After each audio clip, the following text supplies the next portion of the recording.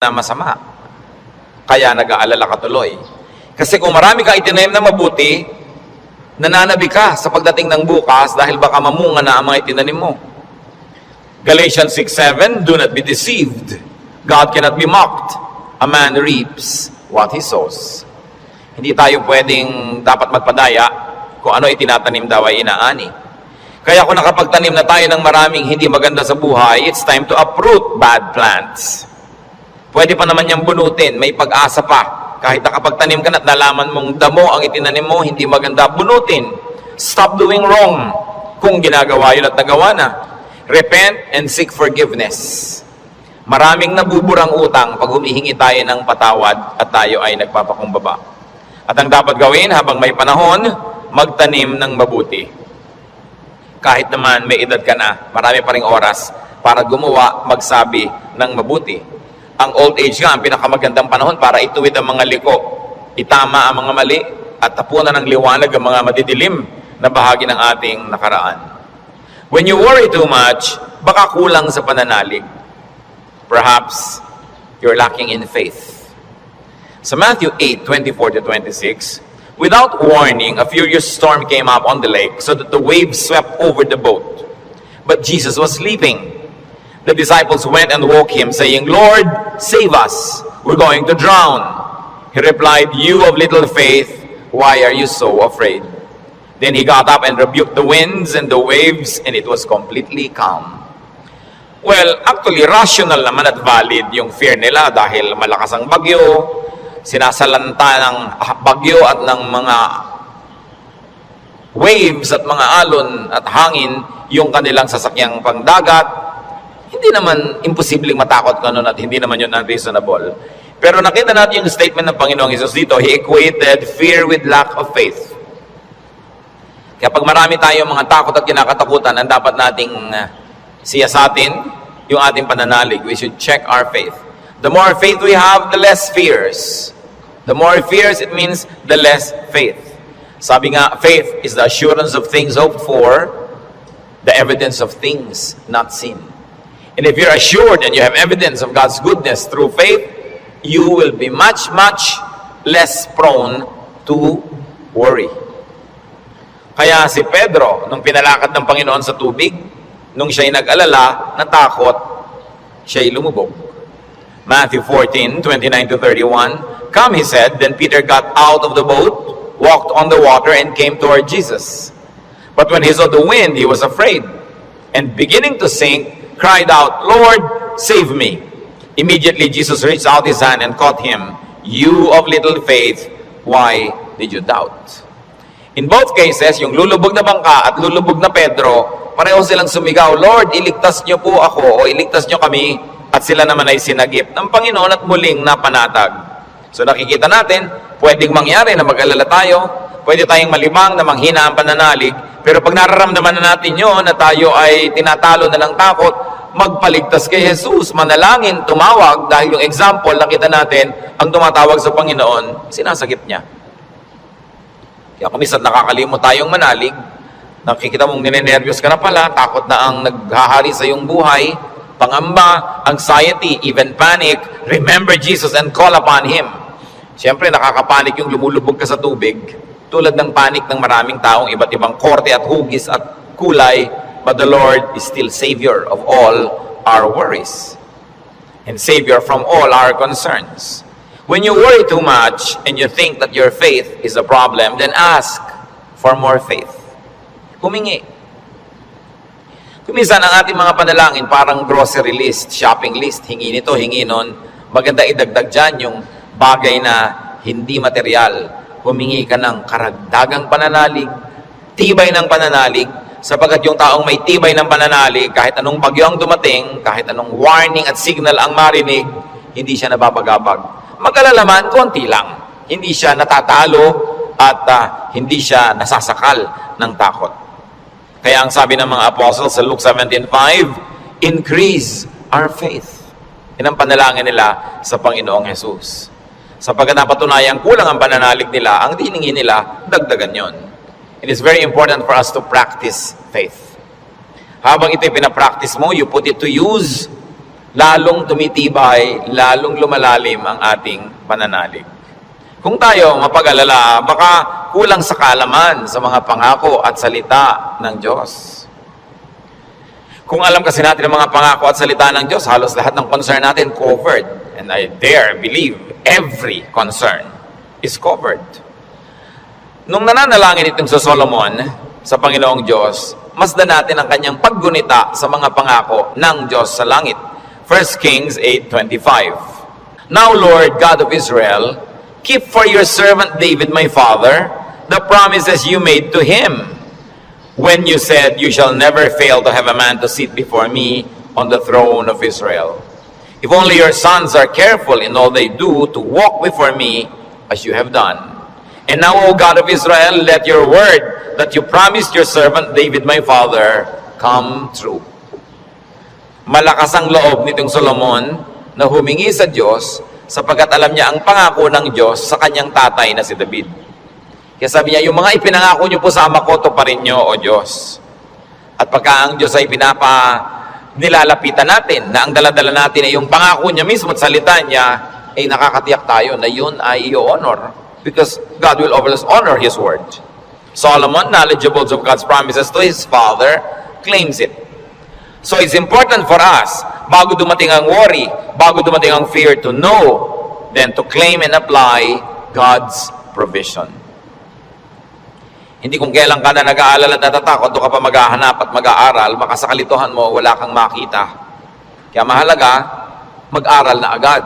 Sa uluhin ng mga salita ng Diyos, at i-quote sa sarili mo, i-quote sa pinoproblema mo, ang mga pangako niya. Bagamat kung hindi mo yung nagawa, may problema ka na, naghahanap ka pa rin, kapakipakinabang pa rin yun. Pero tiyak na kapakipakinabang lalo kung ginagawa natin before the need arises.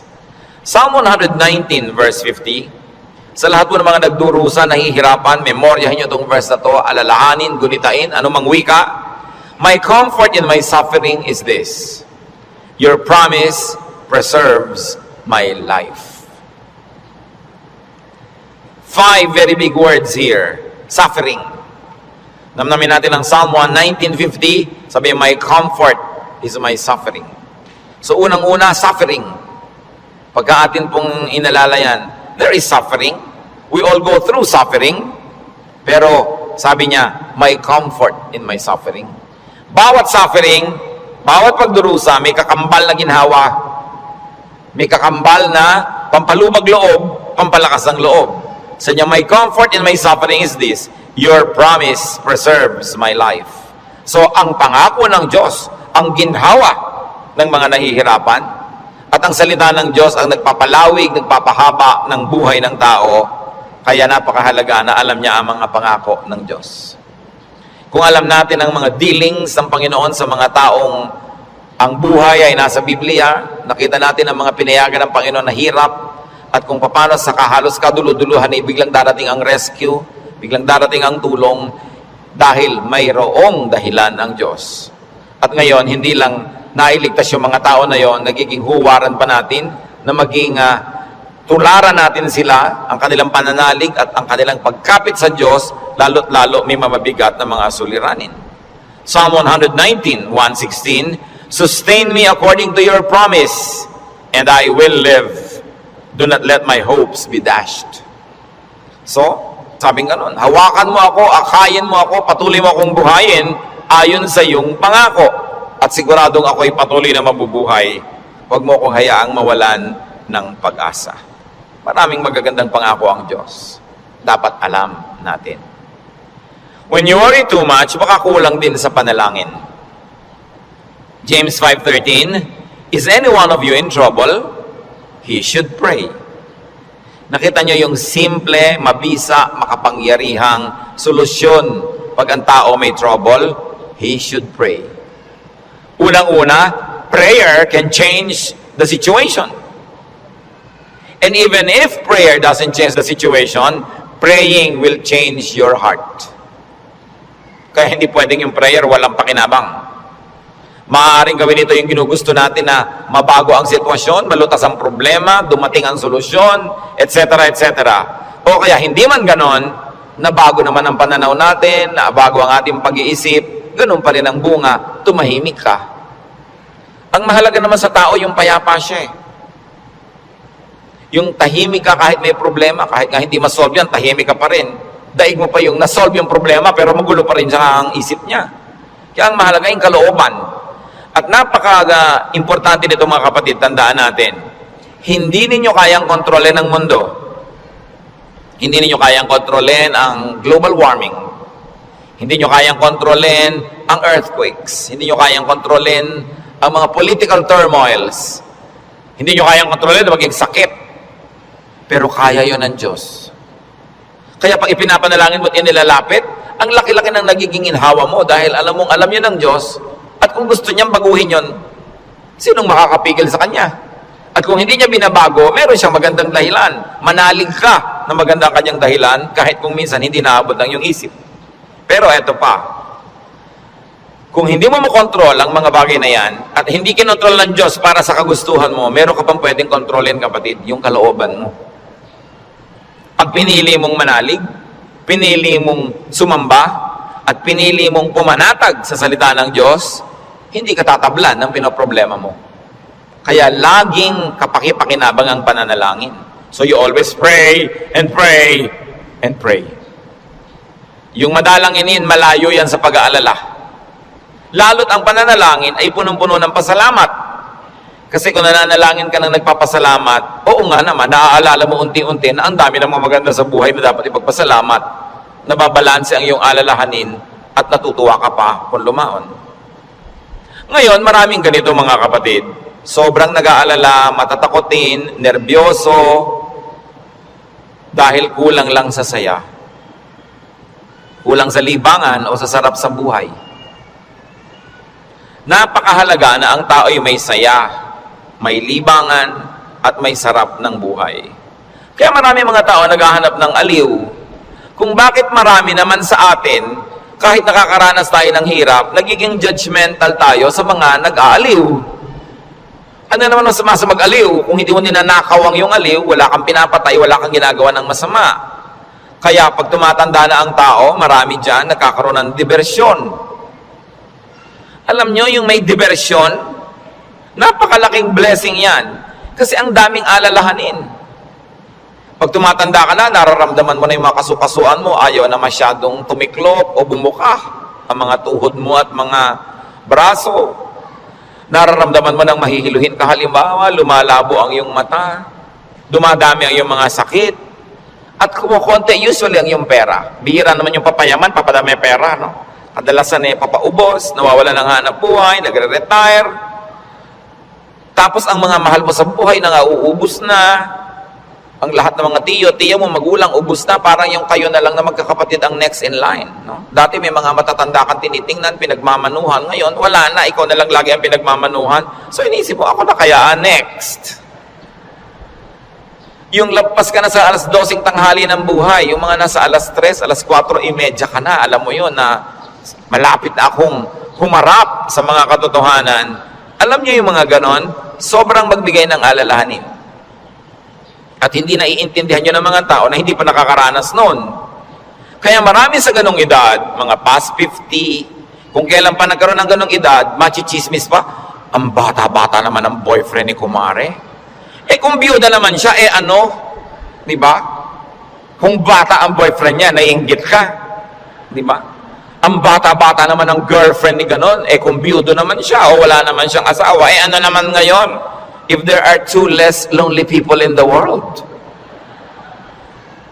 Do not be judgmental sa mga tao naghahanap ng saya. Kasi kadalasan, yung saya mo na lang ang nagtatawid sa'yo sa dilim ng gabi. Yung konting saya mo na lang ang nagbibigay sa'yo ng dahilan para mabuhay pa uli, para bukas o next week. Yung konting libangan mo ang nagbibigay sa'yo ng liwanag sa otherwise, ang dami-dami mo mga alalahanin sa buhay. Hindi dapat silang ginajudge. Pag may nakikita kang dalawang taong magkasama, hindi sila magkaedad, ang tanda-tanda naman ng boyfriend niya, eh baka naman kulang siya sa pag-ibig ng magulang nung araw. Mabutit nakakuha na ng husband, meron pang tatay. Kung minsan bonus, may lolo pa. Inggit ka. Di ba? Kung minsan naman, bakit kaya ang bata-bata nang nagugustuhan nito, eh may edad na siya? Eh kung puro kapwa matanda niya ang nakikita, ang pinag-uusapan laging arthritis, blood pressure, blood sugar, mga katarata, no? Glaucoma, nakaka-depress. Kaya kung minsan masarap kasama yung bata na walang iniisip na mga alalahanin, puro happening at gimmick ang naiisip, nalilimutan mo mga problema mo. At yung problemang hindi nasosolve, malaking bagay kung nalilimutan man lang kahit sandali. Because you keep your sanity and you keep your cheerfulness. Mga kapatid, huwag kayong killjoy sa mga taong humahanap ng ligaya kasi hindi nyo naman papaligayahin eh. Halimbawa, yung nanay niyong byuda, may boyfriend. Eh mano, byuda naman. Bakit sasamahan mo ba siya pag gusto niyang manood ng TV? Sasamahan mo ba siyang manood ng sunset? Hindi rin naman, busy ka rin sa sarili mong asawa at mga anak. Tapos pinagkakaitan mo yung nanay mo, yung tatay mo ng kaligayahan. Ang mga tao kasi maraming dala, maraming problema. Matuwa tayo pag nakakakita sila ng konting itinatawid sila sa ganong mga hirap. Pasalamat ka na hindi na nga ikaw ang magtatawid at hindi na ikaw yung kailangang laging nandoon. People have needs. Kaya kailangang maging maunawain.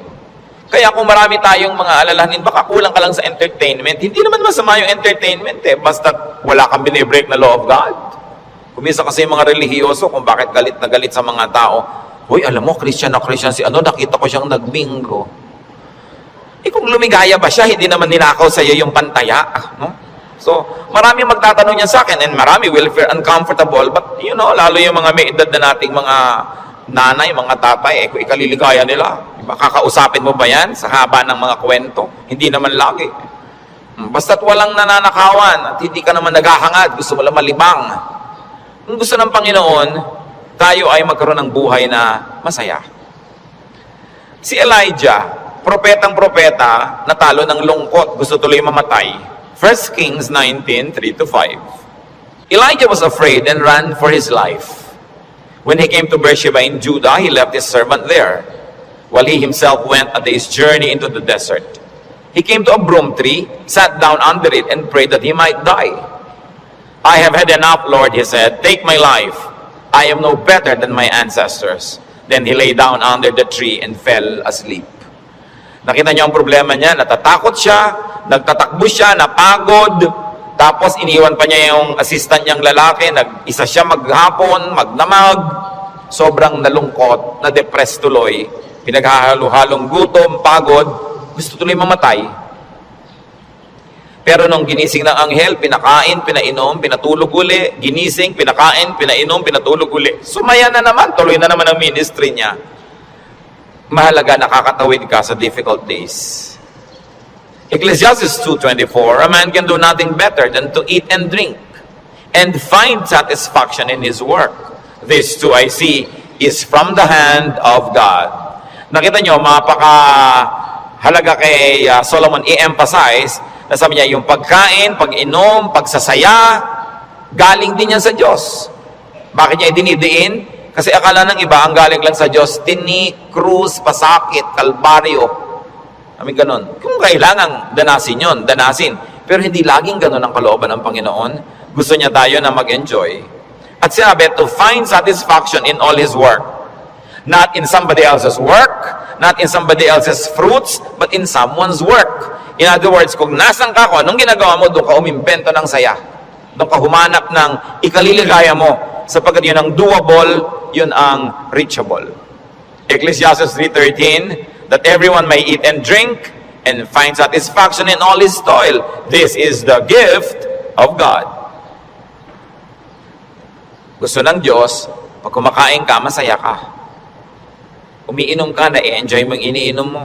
May ginagawa ka, hindi ka nagdadabog, natutuwa ka sa ginagawa mo. Ang payo pa ni Solomon, Ecclesiastes 9:8, always be clothed in white and always anoint your head with oil. Baka naman bukas sa kaputi na kayo lahat. Yung puti kasi is associated with linen sa Israel at sa mga disyertong bansa tulad ng Egypt, kaya lahat ng mga nobles laging naka-white, naka-linen. Ibig sabihin kasi comfortable and beautiful. So ang sinasabi ni Solomon, be comfortable, have pleasure, and enjoy beauty, even in what you wear. Sa dami ng lungkot ng mundo, pag may konting saya na pwede mong kunin sa hangin, kunin mo. Pag may konting kaligayahan, kunin mo. Kasi maraming kalungkutan na hindi mo pwedeng iwasan. Mabuti na yung marami kang deposit sa alkansya ng saya, para pag may panahon ng pagdurusa, may madukot kang saya, pampalakas sa mga araw na malungkot ka. Kaya kung may pagkakataong sumaya, magpakasaya ka. May pagkakataong gandahan ng environment, gandahan mo kasi kung minsan napipilitan kang tumingin sa hindi maganda. Meron kang pagkakataong guminhawa, pag ginhawahin mo. Kasi maraming beses hindi ka maginhawa at wala kang magagawa tungkol doon. So marambuti na yung marami kang pabaon sa sarili mo na saya, tawa, kagandahan, para pagka panahon ng tagsalat, meron kang panggagalingan ng lakas. Surround yourself with what is beautiful and pleasurable and comfortable. Sabi nga ni Balagtas, sapagkat ang mundo'y bayan ng hinagpis, mamamaya'y sukat tibayan ang dibdib. At ang isa sa mga pagpapatibay niyan, whenever you can be happy, be happy. So that when sadness that cannot be avoided comes, then you are well equipped. Because yung balance mo, kahit ma-withdrawhan ng lungkot, yung sayang nakatago, ang balance mo, marami pa ring sayang natira. Kaya ministry natin, mga kapatid, na magpasaya rin sa isa't isa. Hindi magpalungkot. Hindi may nagsasaya, maiinis ka. May nagkakakanta ng I did it my way, babarilin mo. No?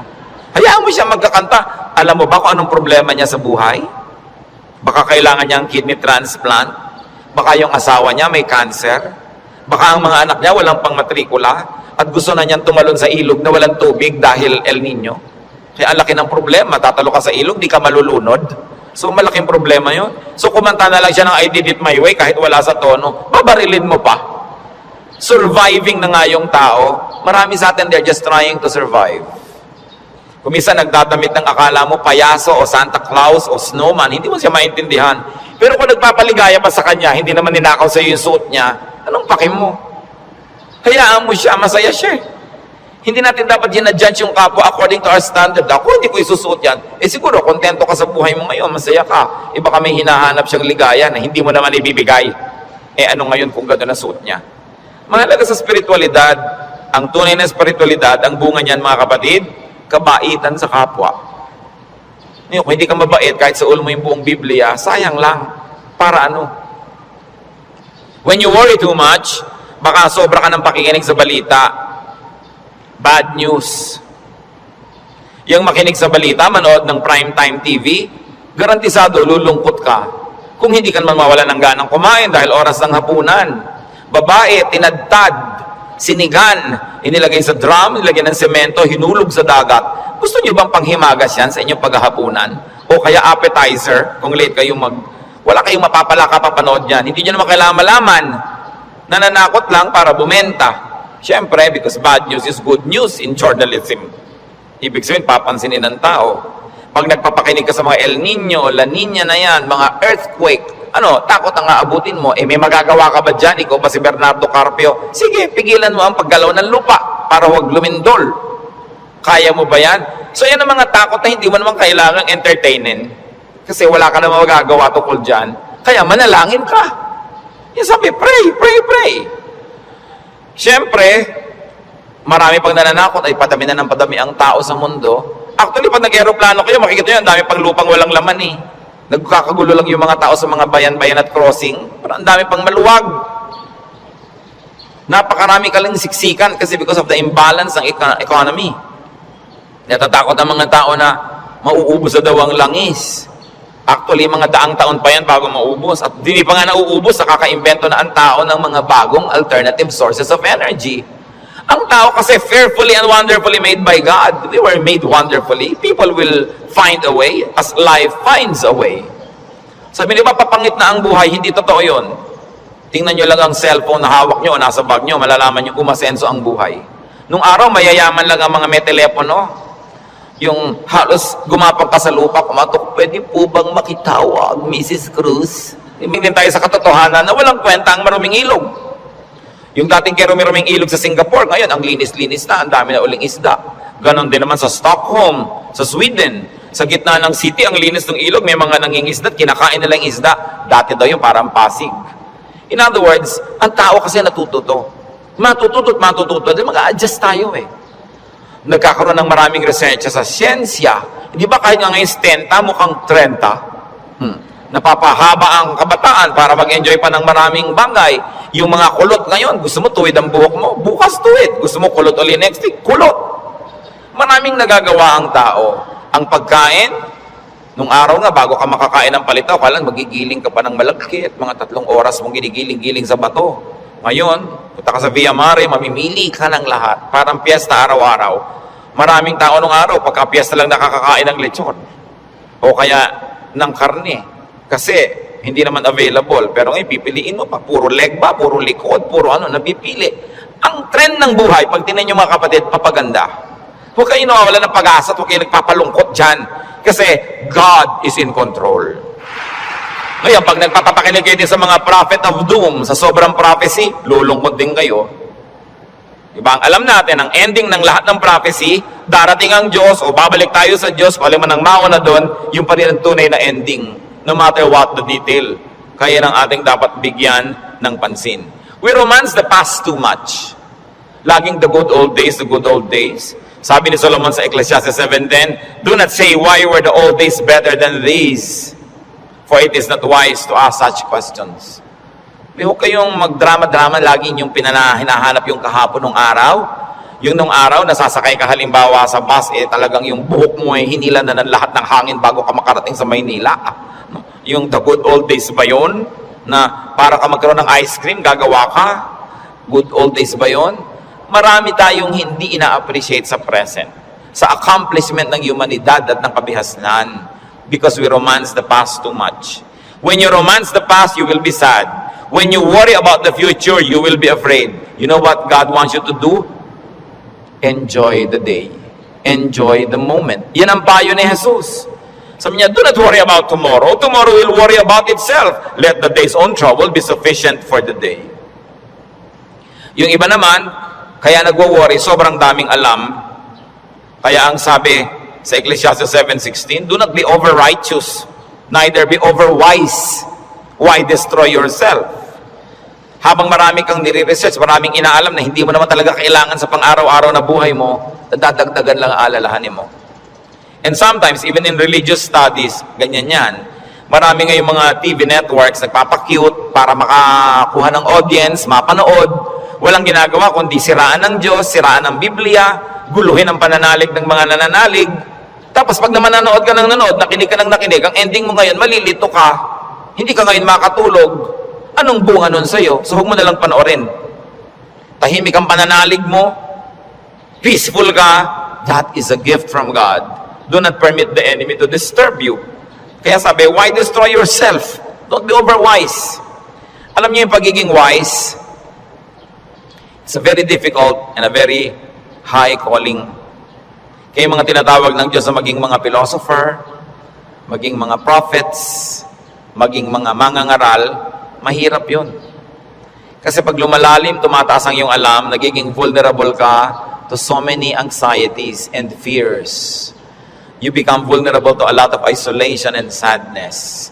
Kaya nga yung mga tinawag ng mga special people to be God's channels of blessing and wisdom to others and to the multitudes. That's why we privilege them with respect. We privilege them with a lot of things. Kasi ang pwede lang nating isukli sa ating mga propeta, sa ating mga mangangaral, sa ating mga philosophers, ang pwede lang nating isukli sa kanila, pagmamahal, pag-ibig, pagrespeto, kasi dinadanas nila ang maraming hindi na natin dinaranas. Sa kanila ibinubunyag ang mga malalalim, mahihiwaga at mahihirap na mga bagay para maipaliwanag nila sa mga ordinary mortals like you and me. Kaya mahirap yan. Marami sa mga propeta, marami sa mga great artists, marami sa mga great achievers, great thinkers are tormented by their spirits and in their spirits. Kasi they become sensitive to many things. Kaya napakasarap ng buhay ng mga taong regular lang. Kung minsan naiinggit ka doon sa sobrang dunong, sobrang galing, kaya mo bang buhatin ang bigat ng karunungan? Mahirap yon. Yung may ipabigay sa iyo ang Diyos, sasabihin ng Diyos, ipamigay mo na yan dyan sa mga tao, hindi siya madali. Kaya kung minsan may eccentric behavior, no? Yung mga great artists na hindi nauunawa ng mga karaniwan tao. Basta tayo mga kapatid may hindi nauunawa, huwag nyo i-judge. Sikapin yung unawain, at kung hindi nyo man lang maunawaan, at least leave it alone. Huwag nyo siraan, huwag nyo pintasan, kasi hindi nyo alam. At pasalamat kayo at hindi kayo yun. Ngayon, we avoid extremes. Because extreme behavior and extreme thinking also leads to a lot of worry.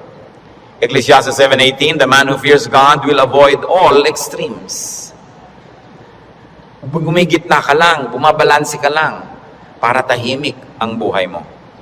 Ecclesiastes 12:12, be warned, my son, of making many books there is no end, and much study wearies the body. Lalo ngayon, ang daming choices. Nung araw, 3 lang ang channel sa TV. Ngayon, daan-daan ang channel. Ang dami mong choice. Kaya wala ka ng mabuong programa. Marami ka kasing choice. Nung araw, pagkahapon, basta mga aninong gumagalaw, yun lang ang mapapanood mo. Mga lumang pelikula. Wala ka ng maraming choice.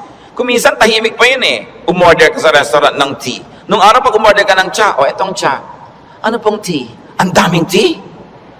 Alam niyo, mamahit 100 yung papapiliin sa inyong waitress. Pagkatapos papapiliin ka pa kung hot o cold. Tapos papipiliin ka pa kung natural o ganito. May sugar o without. Pag may sugar, natural sugar, coco sugar. Ang dami pang sugar. Huwag na nga, tubig na lang. Ang daming choices ng pati ng soft drinks. Gumugulo tuloy. Bakit natin ito binabanggit? Mga kapatid, kung tahimik na ang inyong kalooban sa pananalig niyo sa Panginoon, huwag niyo nang guluhin ng kung ano-ano pa mga ideya. Walang mapapala. Ang kaluluwang palipat-lipat, papalit-palit. Sabi ni Solomon, tigilan nyo na yung kababasa sobra. Sabi ko noon, mapapagod ka lang, matutuyo ang iyong lakas. Sabi ko noon, hindi matatapos yan. Ang ending din naman, haharap ka sa Diyos eh. Kaya kung tahimik ka na, payapa, huwag ka nang pagulo pa. That's why prophets and philosophers and thinkers and teachers are burdened. And the only thing we can give them is to privilege them with respect. Sabi sa Ecclesiastes 5:12, the sleep of a laborer is sweet. Read laborer as simple man. No? Yung unscholarly man. Sabi ko noon, mas madaling sumaya pag mababaw ka. So huwag mo nang masyadong laliman. Kasi baka walang humukay, para kang nagtago na wala naghanap, lalabas ka rin. Mahirap. Pag may mga mababaw dyan, ang saya naman nila, mabuti pa sila. No? Yung konting, ay, hangin. Hangin lang, tumatawa. Kesa naman ang tali-talino mo, wala na makapagpatawa sa'yo. Mas mahirap yun. No? When you worry too much, baka kulang ka lang sa food or drink or chemical balance, tulad ng pinag-usapan natin nun. Kaya, yung propeta, pinakain ng anghel sa 1 Kings 19:7-9, at guminhawa na siya nung siya kumain at nakainom. Baka sobra ka nagda-diet, kulang ka na sa vitamina, kulang ka na sa minerals, kulang ka na sa nutrients, kaya ka pala malungkot. Ang bewang mo nga, di ba? Ang liit-liit. Pero ang lungkot mo naman, nakatingin ka at nakatulala, no, sa kawalan, di bali nang lumaki ang bewang mo. Basta masaya ka. No? Ang mahalaga yung kalooban mong masaya ka. Kasi ang buhay maiksi. Alangan namang ubusin mo pa sa lungkot yan. Kailangan i-maximize mo yung saya. Kaya si Timothy na laging sinisikmura, sabi sa kanya ni Paul sa 1 Timothy 5:23, stop drinking only water and use a little wine because of your stomach and your frequent illnesses. So kulang siya sa chemical balance. Binabalanse. The Lord Jesus' prescription against worry, Matthew 6:26-34. Sabi niya, look at the birds of the air. They do not sow or reap or store away in barns, and yet your heavenly Father feeds them. Are you not much more valuable than they? Who of you by worrying can add a single hour to his life?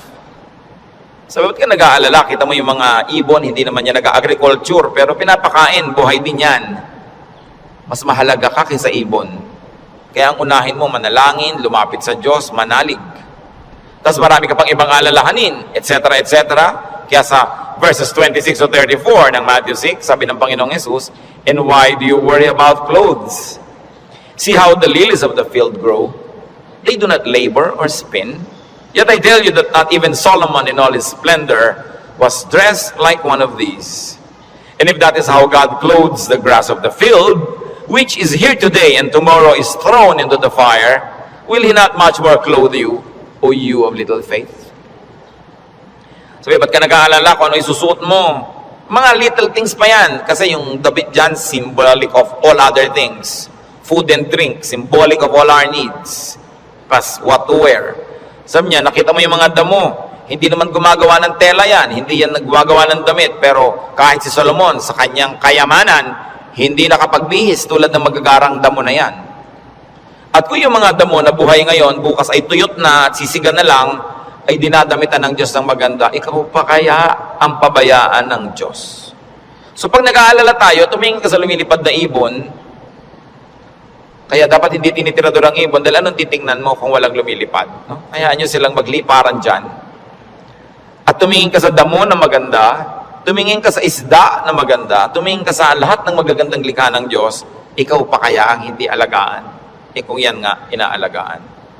Kaya sabi ng Panginoon sa Matthew 6, 26-34, kadugtong, so do not worry, saying, what shall we eat? Or what shall we drink? Or what shall we wear? For the pagans run after all these things, and your heavenly Father knows that you need them. Nag-aalala ka kasi alam mo kakailanganin mo. Huwag mong kalimutang alam ng Diyos na kailangan mo yun. At kung inassignan ka ng buhay ng Diyos na ganito kahaba, alangan namang wala siyang ilagay na provision, paano ka mabubuhay, hindi matutupad yung plano niya para sa'yo. Kaya pakakainin ka niya, bubuhayin ka niya. Maaaring hindi siya laging gumawa ng himala, pero itinanim niya sa iyong isip, sa iyong puso, sa iyong naturalesa, na bubuhayin mo ang iyong sarili, kahit anong mangyari. Life finds a way. Kaya yung mga nagbebenta ng life insurance, pag tinanong mo, ba't po kayo nag-i-insure ng mga tao, paano kung mamatay lahat yan? Sasabihin nila, hindi. Kasi ang tao, talagang kahit anong mangyari, pananatilihin niya ang sarili niyang buhay.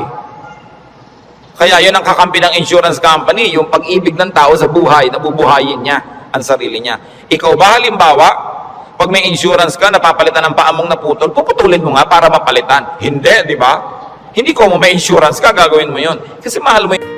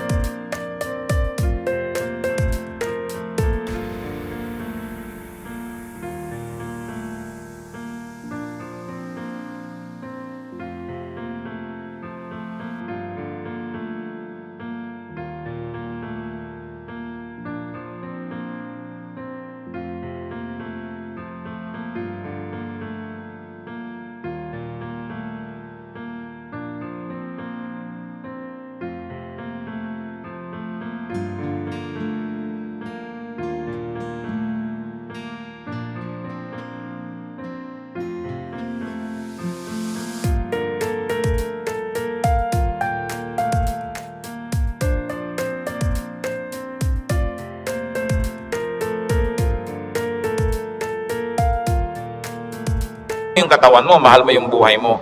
Itinakda yun ng Diyos. Kaya mananatili ang tao under His care. It is natural to us. So why worry about global warming? Luma na yun. El Nino or La Nina or earthquakes, lalong luma na yun. No? Pag tinignan yung mga guho ng mga Roman buildings ng 2,000 taon na ang nakalipas, noon lumindol. Laging may lindol. Lagi. Buhay pa rin ang buong humanidad. No? May mga nasasalanta, pero marami pa rin natiling buhay. At as we always say, earthquakes don't kill, but bad buildings do. Kaya nga nagkakaroon ng kapabayaan yung mga tao. Kumisan, mapahamak tuloy. Yung mga earthquake na yan, noon pa yan, unang panahon pa. Hindi na yan bago. Sabi sa Ecclesiastes 1:9-10, what has been, will be again. And what has been done, will be done again. There is nothing new under the sun. Alam na yan ng Diyos. Nagkaroon lang kasi ng pangalan niyang El Nino kaya naging warriors tayo. Nung araw pa sinaunang panahon, hindi umuulan yung mga tao magpo-prosesyon sa mga bukid para umulan. Nangyayari na nun. Pero may bukid pa rin, may tao pa rin, dumadami pa nga. Is there anything of which one can say, look, there is something new? It was here already, long ago. It was here before our time. And if it was here before our time, then it was God designed, God ordained. It is in accordance with God's will. And if God promises that He will take care of you, and He knows the natural things that will happen, God knows how to take care of His people. Yun ang dapat nating panghawakan. Hindi ka padala sa takot, sa mga sensational news. Kapatid, kung ano man ang pinoproblema mo, nandyan na yan, matagal na. Inilagay yan dyan ng Diyos. O kung hindi man, pinayagan niyang malagay yan dyan, alam niya. At kung alam ng Diyos, pwede ka magtiwala. Huwag mong problemahin. Listen, church. Ang problema, nagiging problema, kasi pinoproblema. Pag hindi mo pinroblema, di hindi problema. Kaya dalawang tao, dalawang ina, yung isa, yung anak, wala pa, alas 2 na ng umaga, balisang-balisa, hindi makatulog. Yung isang ina naman, tulog na tulog, parehong wala yung anak nila. Yung isa kasi pinoproblema niya, yung isa hindi. So, malaki na yun, alam na niya umuwi. Lalong-lalo kami pangatlo pa na hindi naman problema. Tapos niya, ipinanalangin ko na sa Lord. Wala ako sa kinakalagyan ng anak ko ngayon, pero nandun ang Diyos, so binilin ko na. In fact, mas mahal naman ng Diyos yung anak ko kaysa mahal ko yung anak ko. So magtitiwala ako at matutulog ako dahil anong mapapala kung gising ako dito? So iba-ibang attitude, pare-parehong sitwasyon. Your attitude will shape your lifestyle. No? Ganon yun. Kung minsan merong mga asawa na hindi na halos pansinin ng asawa nila, laging wala. Merong mga nag-aalala, bakit siya laging wala, etc., etc. Meron mga, ay, salamat, wala siya. Marami akong magagawa ngayon, walang abala. Nasa sayo yan, kung anong gagawin mo sa buhay mo. Pero hanggang hindi mo pinoproblema ang isang bagay, hindi yun problema. Ngayon, iniisip mo, ano kaya, Pastor, ano magagangyari po pag natunaw lahat ng mga yelo sa North Pole? Lumayas ka sa harap ko, hindi ko alam. Bakit mo ipapaproblema sa akin ng mga yelo sa North Pole? Diba? Pero natin po problemahin yan. Magdasal ka, kahit alam ko na kasi lumubog ang buong mundo eh. Gusto ng Lord na lumutang sila Noah, lumutang. Di lumapit ka sa Diyos para kahit lumubog, lumutang ka. Bakit mo po problemahin yung buong yelo, buong Antarctica? Ang saya-saya ng buhay ko dito, bibigyan mo ko ng problema. Ano po kaya't naglilindol? Kaya ba natin pigilit kahit anong gawin natin dito? Diba? But of course, there are practical things you can do to minimize risk and danger. But you can only do so much. Kaya nga may Diyos eh. Para yung hindi mo kaya, ipasa Diyos mo. Magtiwala ka at mag-enjoy ka ng buhay. Gumawa ka ng mabuti. Kaya tayo gusto ng Diyos na pumanatag, tumahimik, para sa kapanatagan at katahimikan, ma-inspire kang gumawa ng mabuti. Hindi lang para magpasasa sa sarap. Your stability in life, your wealth, your security, your health, should not only be used for your personal enjoyment. It must become the springboard for much nobler missions in life. Na kumbaga, wala ka ng need, so pwede ka na magbigay. Malakas ka naman, pwede kang tumulong. Tahimik ang loob mo, pwede kang umakay, umunawa sa mga magugulo ang loob. Kaya gusto nating pumanatag, umayos, hindi lang para magpasarap. Para magawa natin yung misyon na ibinibigay sa atin ng Diyos na maging blessing tayo sa ating mga kapwa-tao. So, brothers and sisters, think about the things you worry about. It's your decision if you like to turn them into problems. Pag pinroblematize mo. Marami mga tanong pa, mga doktrina na hindi natin alam. Ano po kaya ang itsura natin sa langit? Hindi natin alam. Ang problemahin mo, mapasama ka doon. At alam natin yan, manalig ka sa Panginoon, humingi ka ng tawad para sa iyong mga kasalanan, tanggapin mo si Jesus sa Panginoon, tagapagligtas, at siya na ang may problema sa mga detalye. Bakit mo pinoproblema? Kahit naman tayo magtalo, mapuyat, hindi natin masasagot. Ipa sa Diyos ang mga bagay. Ito ang isa sa mga pinakamalalalim na regalo ng Diyos sa atin sa pananalig. Nagkakaroon ka ng kapayapaan. Nagkakaroon ka ng katahimikan. Matthew 6:26-34, karagdagan. Sabi ng Panginoon, sa halip ng mga problema kayo, seek first His kingdom and His righteousness, and all these things will be given to you as well. Therefore, do not worry about tomorrow, for tomorrow will worry about itself. Each day has enough trouble of its own. Huwag laging alalahanin ang nakaraan, nakakalungkot. Kaya pag kami mga medyo senior ladies magpa-party, tapos ini-invite ako, baka ang tugtog nyo, puro 60s and 70s, ayaw kong pumunta. Puro na lang tayo nung high school natin, nung ganyan. Wala na ba tayong future? Puro past na lang ang pinag-uusapan? Kaya kung minsan nakakatamad na rin umaten ng mga high school reunion, walang pinag-uusapan ko din nakaraan. mahalaga ang tao, engaged niya yung today, hopeful siya about tomorrow, may mga plans siya pinag-uusapan, hindi puro past, hindi puro lungkot. Kasi sayang ang isang araw na inubos mo sa lungkot, pwede mo namang pasayahin. Okay, maganda rin naman kumisang makinig ng mga lumang tugtog, mag-alala ng kahapon, pero huwag sobra. Because when you romance the past, you will be sad. Marami pa tayong, kaya hindi pa tayo kinukuha ng Diyos, may today pa, para mabuhay tayo today. At yung bukas, hawak niya yan, hindi natin hawak. So huwag yung agawin sa Kanya. Kaya nagiging mabigat, inaagaw niyo sa Diyos yung pagbuhat sa past. Pero yung today, kayang-kaya nating hawakan sa tulong ng Diyos kasi ibinibigay niya sa atin yung today. So sabi niya, ang alalahanin mo lang yung today. May maiinom pa po kaya tayo, Pastor, sa 2020? Ang layo pa nun. May tubig ka ba sa bahay mo ngayon? Meron po, masaya ka na. Bukas, lalagyan nila yan ng Diyos. Sabi, give us this day our daily bread. Bakit mo lulutasin yung problema ng isang buong buhay sa isang araw? Yung lakas mo para lang sa problema ng araw na to, inuubos mo sa napakaraming araw na problema, kaya kinakapos. Pero lahat ng problema sa araw na to, kasya ang pagpapala ng Diyos sa araw na ito. Kasya. Tại cả cái sự nghiệp có 1992 mày cứ nhắc mãi còn lại thì thảm hại. Ý chí con người là một thứ diệu kỳ, mày đã chứng minh nó xuất sắc bằng chuyện. Hơn 7 năm trước làm vì lâu phút cần ý chí thế nào mà giờ đang thằng nghiện. Một thằng nghiện đòi chịu trách nhiệm, không những được cười mà nghe còn lạ lắm muốn chịu trách nhiệm. Mà khi người ta chửi những việc mày sai thì mày lại dọa đấm tự xưng tượng đài của sự cố gắng. Mà đời nghiện hút thì tóm lại như này. Thông điệp của mày là những thằng nói hay tưởng sống như cứt và cứt thì như mày.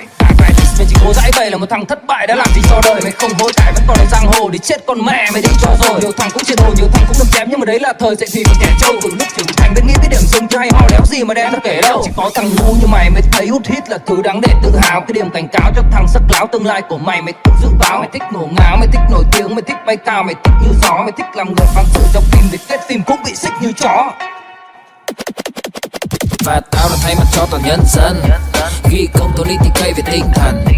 Bài trước mày chết nhưng fan mày vân vân, nên mày chết thêm một lần nữa để cho nó cẩn thận. Và tao đã thay mặt cho toàn nhân dân, ghi công tôi đi cây về tinh thần. Bài trước mày chết nhưng fan mày vân vân, nên mày chết thêm một lần nữa để cho nó cẩn thận. Và mày chưa đủ tư cách để than với tao về những khó khăn và cả thử thách. Con đường mày chơi nhạc rap có những huyền thoại sử sách, còn tao là thằng đến sau dùng trình để thành cự phách. Tao chưa từng phải vỡ đít, tao chưa từng tự tạo drama, tao chưa từng được rapper nào đứng ra để nâng đỡ cho tao cả. Tao không biến mình thành trò hề. Humihirap kasi yung blessing today, hinahati mo para sa problem tomorrow.